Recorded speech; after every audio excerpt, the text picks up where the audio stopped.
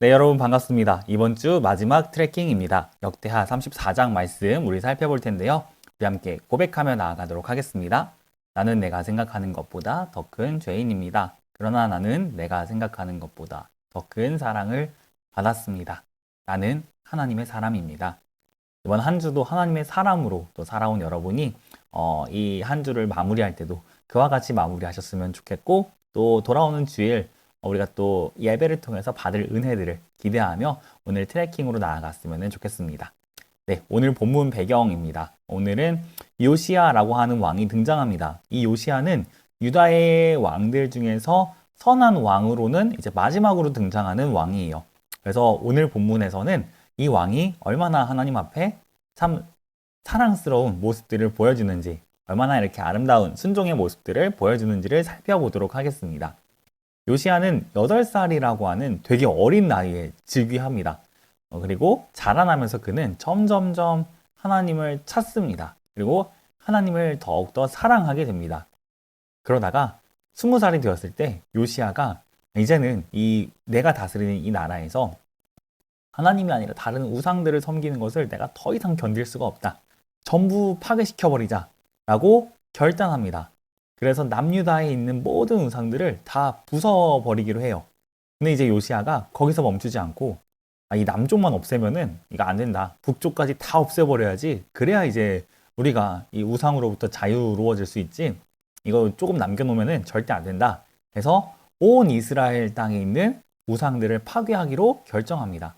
그리고 이스라엘이 다시 하나님만 섬기도록 하는데요. 근데 이제 그렇게 우상들을 파괴하고 또 성전을 수리하던 중에 이 대제사장인 hil기야라고 하는 사람이 율법책을 발견합니다. 근데 당시에는 뭐 이건 고대 근동에 있는 나라들도 그렇고 뭐 이집트도 그렇고 그런 문화들이 있었대요. 이런 어떤 성전 기둥이나 뭐 이렇게 바닥이나 뭐 이런 데다가 자신들 어떤 귀한 경전이나 뭐 이런 것들을 이렇게 묻어두는 풍습들이 있었다라고 하더라고요. 이게 또 어떤 의미들이 있는데 그 의미가 조금씩 달라가지고 성경을 거기다가 숨겨놓은 정확한 이유는 잘 모르겠습니다. 이것도 사실 숨겨놓은 건지 아니면은 이걸 귀하게 여겨서 보관한 건지도 정확하게 모르겠어요. 하지만 어쨌든 발견했습니다. 발견하고 이제 그 말씀을 요시야에게 전달해서 요시야 왕이 듣습니다.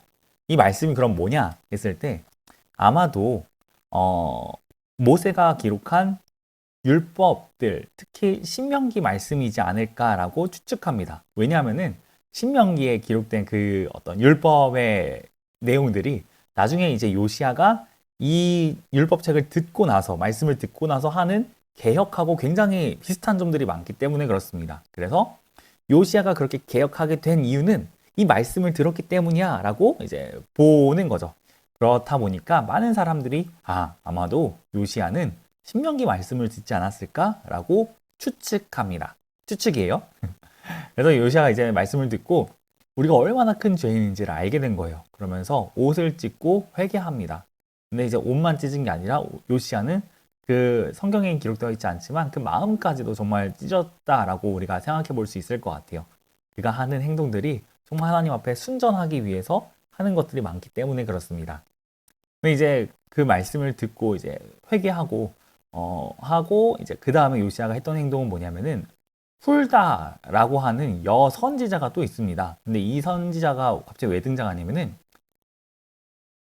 당시의 사람들이 이 하나님의 말씀의 진짜 의미에 대해 잘 몰랐던 것 같아요. 그래서 이 왕도 잘 모르고 이 hil기야도 잘 모르다 보니까 이 훌다라고 하는 사람한테 사람을 보내어서 말씀의 의미를 이제 확인하는 작업을 한번 합니다. 그러니까 이런 거죠.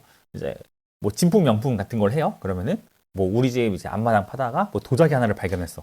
근데 이 도자기가 딱 봐도 뭔가 되게 고풍스럽고 엄청 비쌀 것 같고 또 옛날에 만든 것 같아.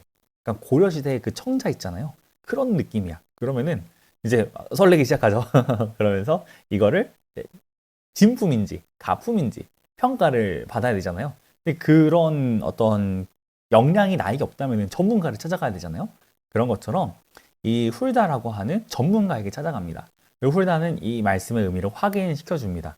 근데 요 내용이 또 어떤 걸 의미하냐면은 그 전에 이제 므낫세와 아몬의 시대를 거치면서 참 오랜 기간 동안 이스라엘 백성들이 하나님의 말씀에서 멀어졌잖아요.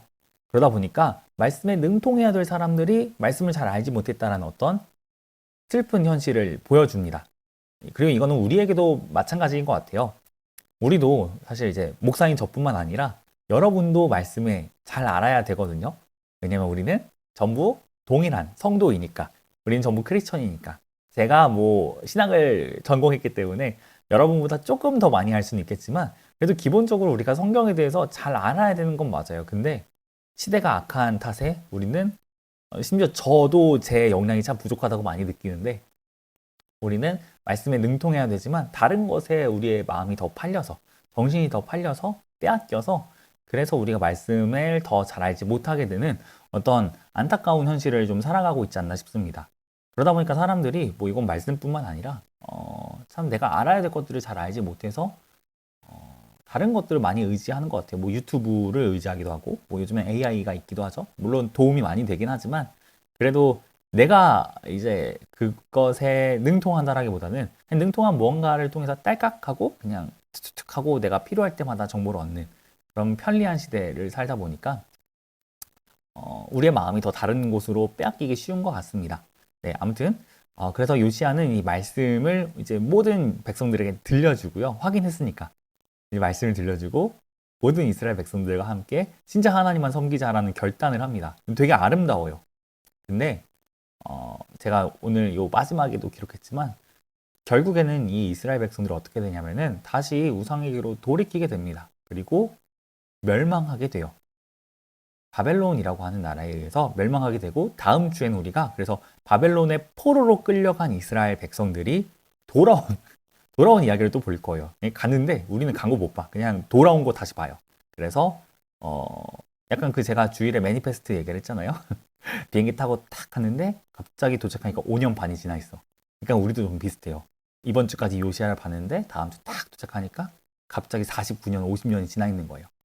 그런 배경 속에서 이스라엘 백성들이 어떻게 살아갈지를 살펴볼 텐데 그 안에 주는 은혜들이 또 클 거라고 생각을 합니다. 네, 그래서 오늘의 복음입니다.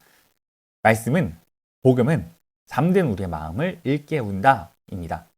죄는 우리의 마음을 둔감하게 해요. 그리고 양심을 무디게 합니다. 그리고 계속해서 더 많은 죄를 짓도록 해요. 예를 들면은 어떤 사람이 사기를 쳤어요. 사기를 쳐서 뭐 돈을 많이 벌었어요. 그러면은 이제 그 사기를 쳐서 돈을 많이 번 사람은 그냥 그 상태로 살아갈까?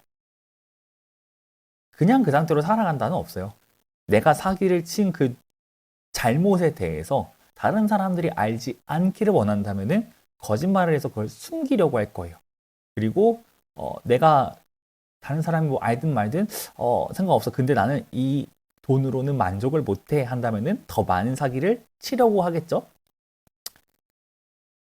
죄는 죄를 낳습니다. 계속해서 죄를 낳아요. 그래서 계속해서 우리의 마음이 더 무디고 더 둔감해지게 합니다. 근데 하나님의 말씀은 그런 우리의 마음을 깊이 찌릅니다. 그래서 우리가 얼마나 큰 죄인인지를 알게 하고 나는 내가 생각하는 것보다 더 큰 죄인이라는 것을 알게 합니다. 그러나 나는 내가 생각하는 것보다 더 큰 사랑을 받고 있다는 것을 깨닫게 함으로 우리가 감히 회개할 수 있게 합니다. 회개는 아무나 못해요, 여러분. 회개는 용서받을 수 있는 사람만이 할 수 있습니다.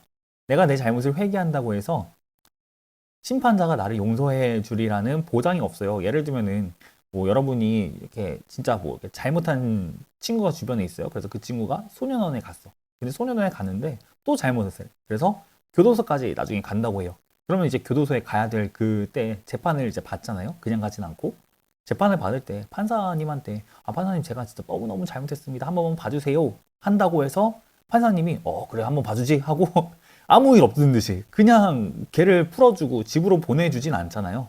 그 정도까지 갔으면 꽤 심각한 죄고 그거는 함부로 풀어줄 수 있는 문제가 아니에요.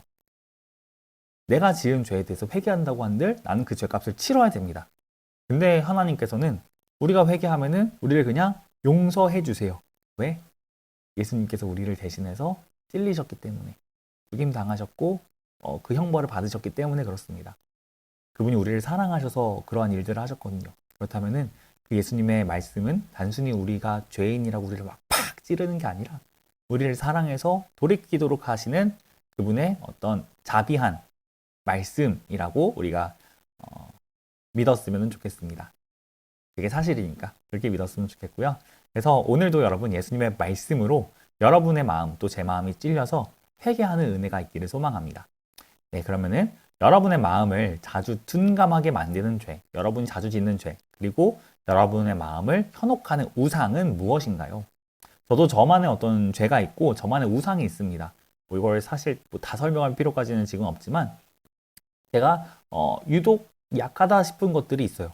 그래서 거기에 대해서 제가 난 강해, 난 이제 강해졌어 라고 생각을 하다가도 어느 순간에 보면은 제가 거기에 마음을 빼앗기는 것을 좀 보게 됩니다. 어마어마한 뭐 그런 건 아니고요. 진짜 사소하다면 되게 사소할 수도 있는 건데 어쨌든 저는 그 사소한 것조차도 잘 이겨내지 못하는 큰 죄인이라는 거를 제가 참 많이 알게 되는 것 같아요. 그럼에도 불구하고 그것을 이길 수 있는 용기를 전 또 복음을 통해서 얻는 것 같습니다. 여러분도 충분히 그러실 수 있다라고 생각하고요. 네, 여러분이 그 죄들을 여러분이 회개할 때 하나님은 여러분을 어떻게 대해 주시나요? 그리고 여러분이 이제 어떻게 해야 할까요? 이건 여러분이 스스로 이 생각을 하시면서 적어보시면 좋을 것 같습니다. 오늘 이렇게 또 기도하면 좋겠는데, 네, 하나님께서 말씀을 통해 내 마음을 찔러 주실 때 그걸 찔림을 받으면서 아따 하면서 이제 화내고 짜증내는 게 아니라 내가 찔리는 이 순간에 예수님은 내 죄 때문에 더 아프게 찔리셨고 고통당하셨구나. 내가 지금 찔리고 있는 이것은 나를 상하게 하기 위함이 아니라 나를 살리기 위함이구나 라고 여러분이 믿으시며 회개하셨으면 좋겠고 회개하는 사람만이 누릴 수 있는 기쁨, 평안을 누리게 해달라고 기도하면 좋겠고요. 또 우리 또 5월 11일 우리 가영이, 우리미, 다혜, 리나, 윤희, 유리, 예원이 진짜 많다. 이 친구들 정말 다 오면 좋겠습니다. 다 오면 좋겠고 와서 우리를 사랑하시는 예수님의 말씀을 듣고 예수님을 이 친구들이 또 사랑할 수 있었으면 좋겠습니다. 그래서 우리 친구들을 위해서 또 기도해 주시고 친구들의 가정, 학업을 위해서도 기도해 주시면 좋을 것 같습니다. 네, 다음 주는 우리가 말씀드린 것처럼 에스라 1장을 살펴볼 거예요. 그리고 포로에서 돌아왔다 했잖아요. 그 자유 주시는 하나님의 얼마나 좋으신 분인지를 같이 살펴보도록 하겠습니다. 네, 그럼 여러분 한 주 이제 진짜 얼마 안 남았잖아요. 시험 기간. 바로 이번 주입니다. 여러분 마지막까지 힘내시고 자유를 주시는 하나님을 소망하며 나아가시면 좋겠습니다. 그럼 너무너무 수고하셨고 여러분 주일에 만나도록 하겠습니다. 감사합니다. 주로 말미암아 기뻐하고 즐거워하게 하시며